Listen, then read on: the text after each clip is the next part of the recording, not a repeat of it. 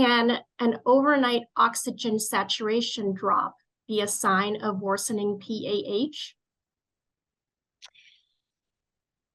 Well, I think that when I look at an overnight oxygen saturation, and I do that actually on every one of my patients that comes in, because it's a really good way to assess needs of oxygen and potentially how somebody's doing. But it can mean differing things. So sometimes a drop of someone's oxygen, especially at nighttime, is that they're asleep and that they might have a sleep disorder and that they might have times that they're pausing their breathing during the night, and that can definitely drop someone's oxygen. So frequently, if I'm seeing that someone's oxygen is dropping at nighttime from an oximetry test, I might be asking them to get a sleep study to make sure I'm not missing something additionally.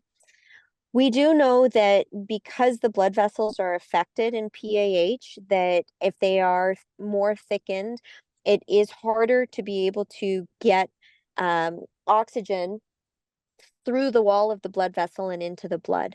And so it definitely might be an indication that we're dealing with worsening of the blood vessels, narrowing of the blood vessels, thickening of the blood vessels. And so it definitely would trigger me as a provider to think about why that is. Is that because of a sleep disorder? Is it because somebody's retaining extra fluid? Is it because somebody's PAH is getting worse? And then getting the appropriate tests to evaluate.